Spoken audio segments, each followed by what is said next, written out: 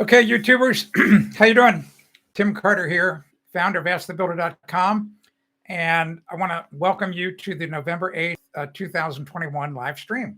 So it's great that you're here. Thanks so much for tuning in.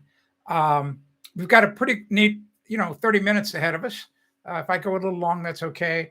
I am going to talk at first about this very cool saw. I'll show you that in a minute. And then we're going to talk a little bit about a roof drain that is clogged. And then we're going to talk a little bit about HardiePlank installation.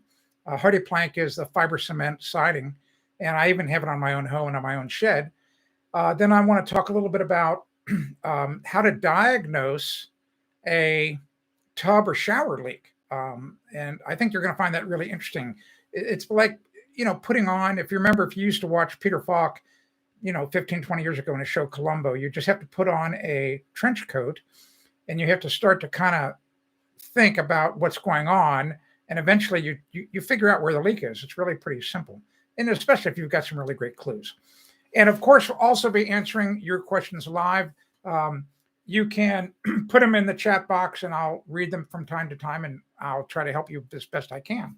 But before we go any further, today, the broadcast is sponsored by Stain Solver.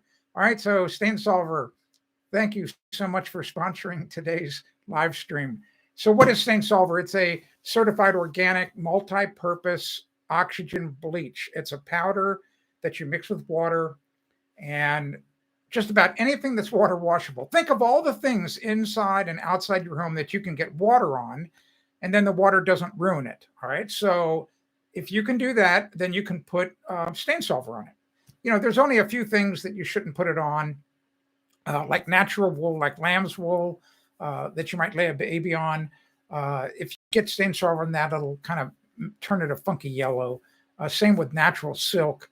But any dyed wool, like if you have a wool blanket or a wool sweater, it's not going to hurt it. All right, so anyway, all that stuff's at stainsolver.com. Go there, watch all the videos. You'll be amazed at all the things it can clean.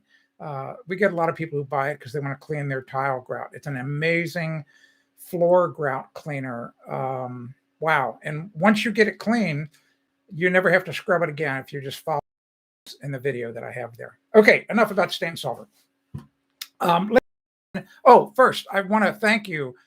You may be watching, you may have yesterday, the day before, and you see things that I don't see. For example, it's a long story about the earthball sign. All right. So anyway, things look reversed to me in this screen that I look at, just so you know, it's a mirror image of what you're seeing. So I also, though, wonder about color. So I'm wondering, I tried to wear a light green shirt today. It's called mint green from LL Bean, but I don't know.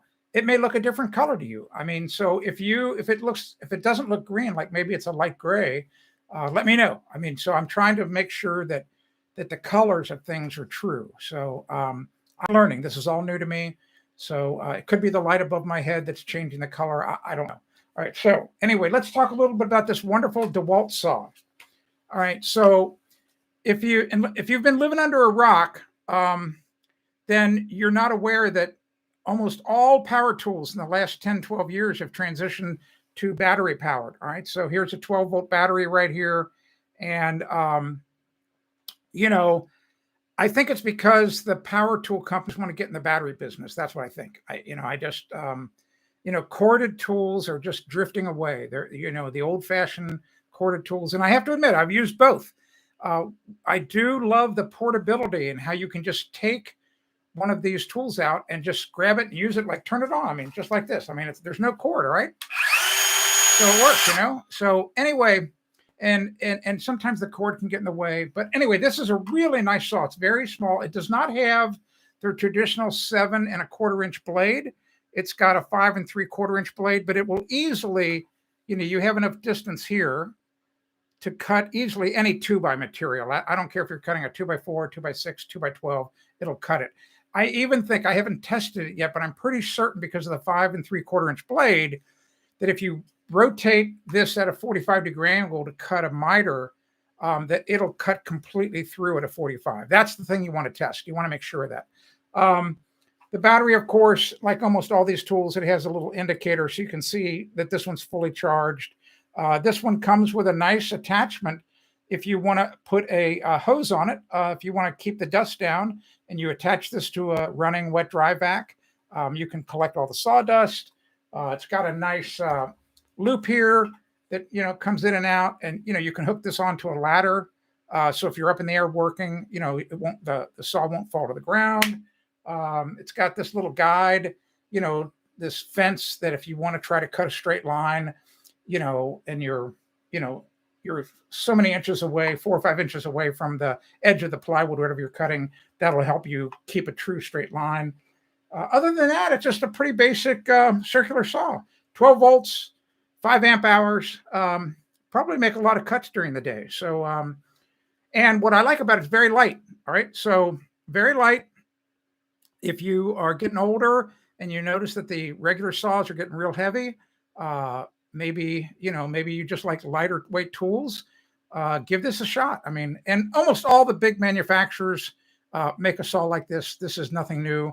And the 5 3/4 around your home, it'll probably cut all the things. I can't imagine something that you would need to cut. I mean, it won't cut all the way through a 4x4. Okay, I get that. How many times a day are you cutting through, or a week or a year do you cut through 4x4s? All right, very rarely. Even a 7 1/4 inch saw won't cut directly through a 4x4. You got to make 2 cuts. All right, so this is going to take care of 99% of the jobs you got to do. So give those tools a shot, and just read the manual. Please be safe, be careful. If you don't know how to use a saw, watch some videos. Just make sure you keep. That's the voice of experience talking. Okay. You should be able to chat. I'd like to know if the chat way. So if you could just chat to me some type of comment, and I can see if the chat's working, because I don't see any comments at this point. I would love to know if it's working. Let's jump to Christina's question. Christina is a subscriber to my free Ask the Builder newsletter. She emailed me this morning. She owns it's a light commercial building. That's okay. But I've also seen this in residential before, where it has a big kind of a flat roof, and in one corner it's got a roof drain, and you've sometimes seen those funny little caps on top of the slits in it. And anyway, the drain got plugged up or whatever, wouldn't drain, caused a problem in the rain. And she was wondering if the drain line that's in the building is bad and needs to be replaced. Well, it's hard for me not being there to see it. But my first question was, when was the building built and how long has this drain been in service? All right. So that's important. Meaning if it's brand new and all of a sudden it clogs up, there could be a problem with the design. Maybe the roofer or the plumber didn't put the right pipe in. Who knows what? Maybe it's got reverse slope. Well, this pipe has been in since the 1950s. All right. So we know it's worked. It's worked for a long time. All right. So it worked well. So I don't think it's the pipe. The long and short of it is, my guess is that there might be a long or an intermediate horizontal run of this pipe. Like, in other words, the water comes into the drain, then goes horizontal, and then maybe it goes down again. So somewhere, or even in a vertical, I think there's a really good chance that all that the problem is that the pipe is clogged, and it can happen slowly over time. Just small amounts of roof debris can get on dirt, whatever. You'd be surprised, and all of a sudden you just got a clog, and the water just gets. In other words, you used to have a 4-inch pipe, now all of a sudden you got a 3-inch, a 2-inch, and a half. It just starts to get choked off. So my gut feeling is the pipe is fine. The pipe's worked since the 1950s. That's 70 years. So it's got to be that it's clogged up. That's what I think it is. And the problem with these flat roof and drains like that, they're kind of a maintenance nightmare. You just have to constantly be up there, or periodically go up there, check to make sure that something hasn't, like it could just be a plastic bag that has blown, like a big windstorm picks up a plastic bag, carries it over, the bag flies up under the roof, and it comes over this drain. I mean, you just have to constantly be checking this thing, especially if there's the forecast, the weather forecast is for heavy rain or whatever, I'd be going up on this roof to make sure the drain's okay, before big heavy rains, So that's why I don't like flat roofs. I mean, I can assure you there will never be a flat roof on any house that I own. You couldn't give me one. All right. So let's jump to Maria's. Remember, if you're watching and try to chat, like I'm not seeing anything come on the chat, so I don't know if the chat's broken. If it is, I'm sorry about that. So if you're sending me messages, I'm not seeing them, but I sent 2 to myself to make sure it worked at my end. Maria, Maria purchased from me. I do a lot of phone consults. In fact, I just finished one about 45 minutes ago. I kind of work like a taxi cab. You can purchase 15 minutes of time from me in chunks of 15 minutes, and I solve your problem. And I might save you thousands of dollars. And for example, one I just did within the past hour, really interesting. A couple up in Chicago, they have a problem with their boiler where one of the zones, the pump won't shut off. I mean, even though the thermostat is satisfied, the pump just keeps running and the room gets too hot, So the only way that they can keep the room comfortable is go down and turn a valve off so that the water stops flowing to that zone. Well, that's crazy. So I went through the process of how the thermostat sends the signal to the pump. And the long and short of it is that I'm pretty convinced that the problem in their case is there's a control box, because what happens is the thermostat's low voltage wiring. Thermostats operate maybe 12, 14, 16 volts, 18 volts. But the pump that's down in the boiler room that's connected to the water line, that runs on 120 volts. So what has to happen, there's a control box where the thermostat wire comes in, goes through some microchips or whatever, and then there's a little switch, and it tells the switch to send 120 volts to the pump. There's something wrong in that control box. There's a component there that is sending the current to the pump, but when the thermostat tells the little thing, hey, stop, it just says no. You can go pound salt. I'm not turning off. So I solve problems like that. I just thought that through with them. But anyway, Maria reached out to me. She did a phone consult, and she's also from Chicago, and she had a contractor start to put some HardiePlank up. HardiePlank is fiber cement siding. I have it on my own home. I put it on a shed that I built 6-7 years ago. It's a wonderful product. I mean, it's not like the old stuff. So the old fiber cement siding was created back in the late 1800s, and amazing stuff. There's still some houses here around where I live that still have the original stuff, but it was made with asbestos. So asbestos has gotten a bad name. We could do a whole show on that. We won't. I'm not going to argue about mesothelioma. It's a real thing. But anyway, the trouble is the modern fiber cement siding, instead of using asbestos, they use wood fibers. And as long as you keep the siding dry and you install it properly, it can last a long time. And what's really great is it really, really, really holds paint well. You're not going to have a paint peeling problem with fiber cement siding like you do wood. So what happened is, the long and short of it is, the contractor starts to put it up, and there were some gaps that were too big. Like I'm exaggerating, but where 2 pieces of siding come together, there was a gap, like this. And Maria didn't like it, nor did her husband. And I didn't like it either. So the problem is that the instructions with the HardiePlank say that it's okay to have moderate edge-to-edge contact. Okay, so that's a really bad thing, in my opinion, to put in instructions, because you tell me what moderate means. I mean, your definition of moderate could be completely different from mine. So here's what I told them to do, and this is something that you may not know about. This is probably one of the most closely guarded secrets. In fact, maybe some manufacturers are going to be upset that I share this, but you know what? That's too bad. All right. Because my job is to help you. So just about every major manufacturer has got factory reps. All right. And so what does that mean? So these are people that work for the company, and they are given a territory, and their job is to basically go out and solve problems or answer questions. And frequently these people will work with contractors, but you as a homeowner can get in contact with these factory reps if you have a problem. And especially if it's a warranty issue, because the factory rep will come out and this person will inspect the job generally, and they'll make a decision whether or not the product was put in properly. All right. So I told Maria and her husband, you need to go to the local distributor. The contractor did not buy the HardiePlank at one of the big box stores. He bought it at some other company, an independent company that stocks HardiePlank. Could be a big lumber company, like here in New Hampshire where I am. I would go down to Middleton or La Valley. They're a big, giant company that has multiple lumber yards, all around New Hampshire and Vermont.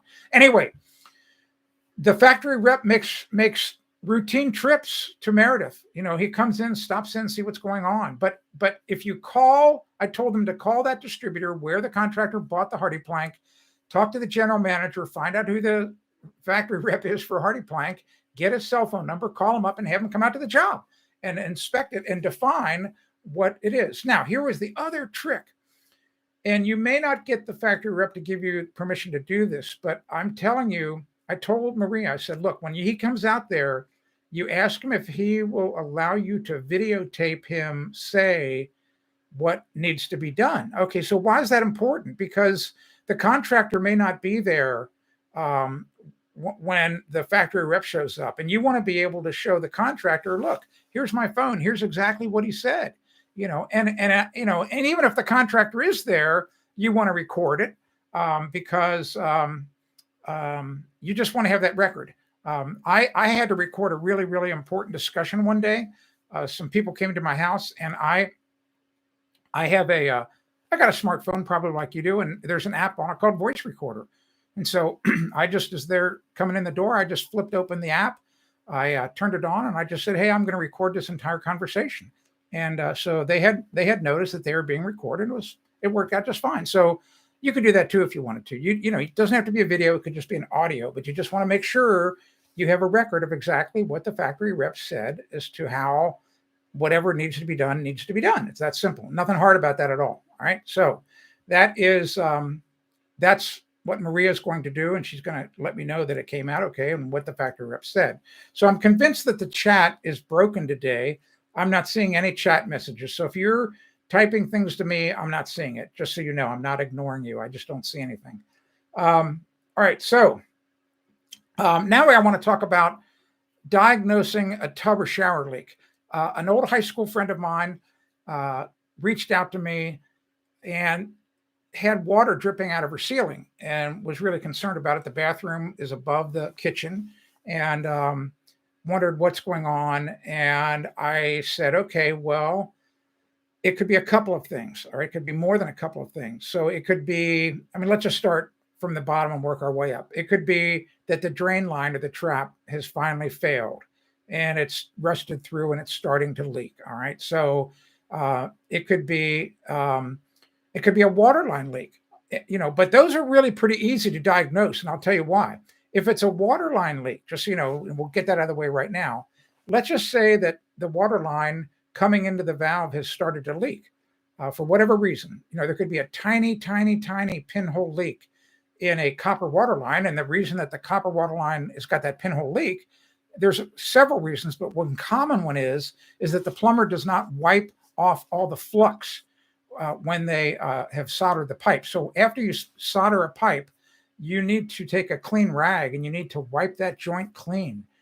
You can always tell one that has not been wiped because they've got this green, irregular corrosion around it. That's the acid flux that's causing that green oxidation. All right. So anyway, if it's a water line leak like that, it's going to drip, drip, drip, drip, drip all the time. It's not going to stop unless you turn the water off down in the basement. All right.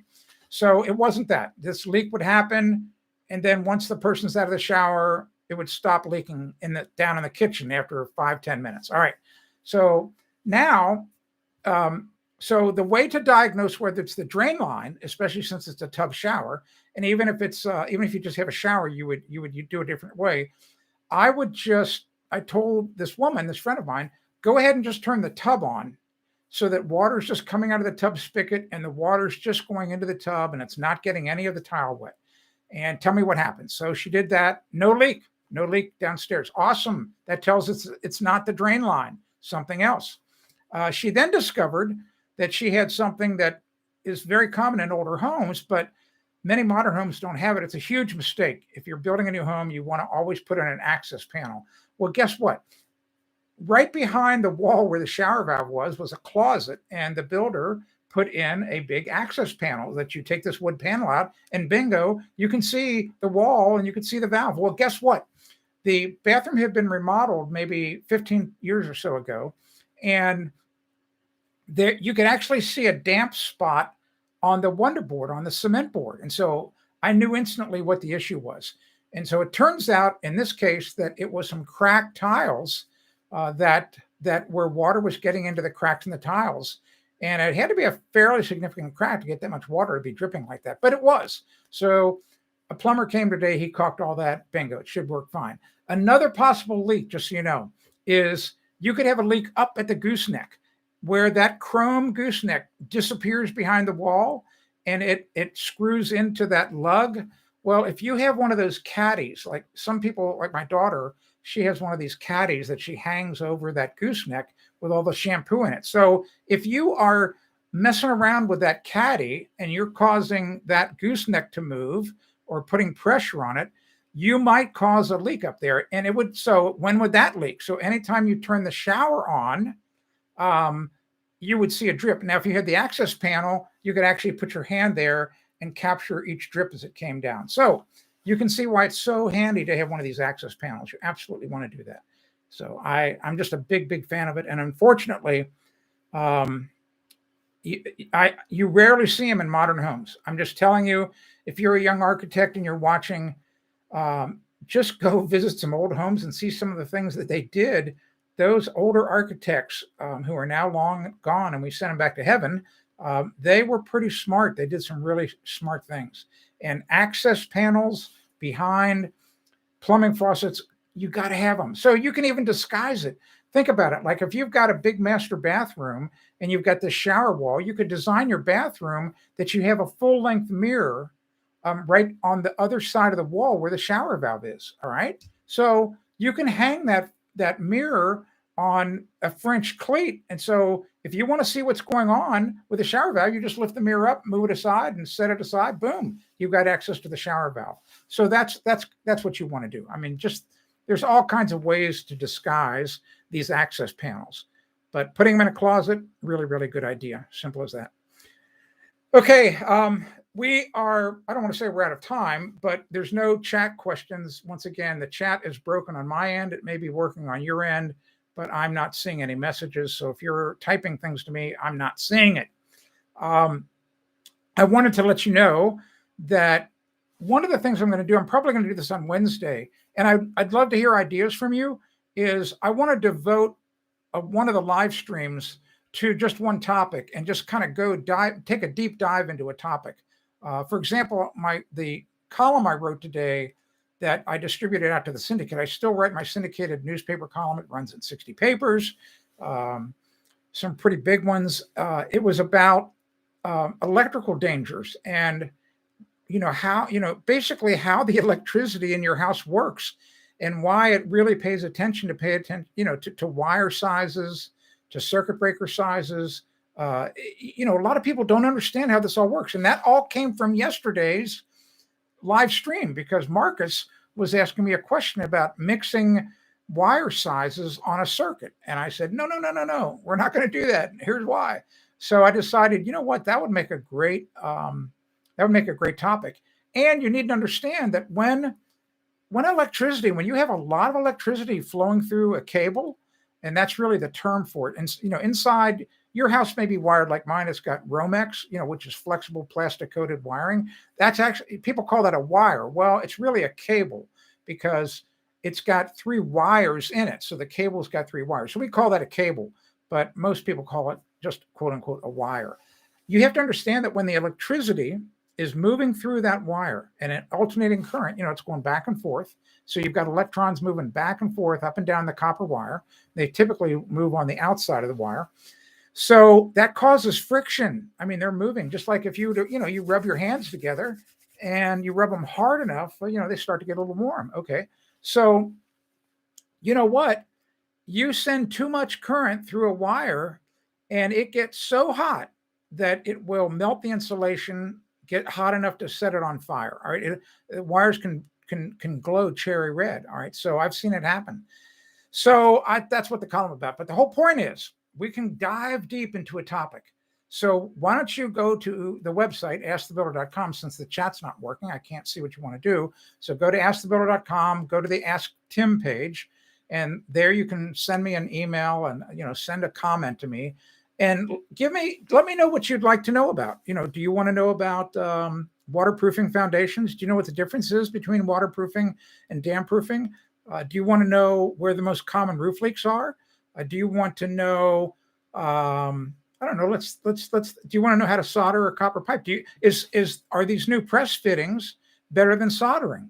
What about PEX? Is PEX a really good material? I mean, the list is a mile long of what we could talk about. I mean, we could spend days and days and days talking about so many different things, but I want to talk about what you want to hear about. So you need to tell me. I don't have ESP.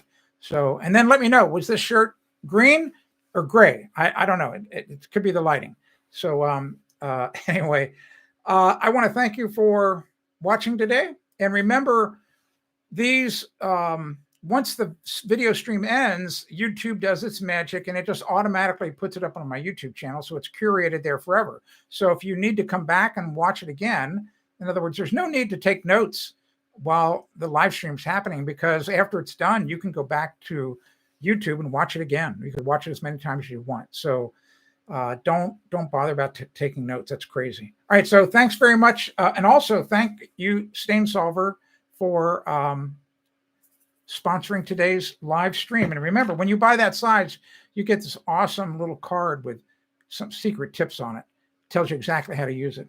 And I'm going to just say this. I always say this.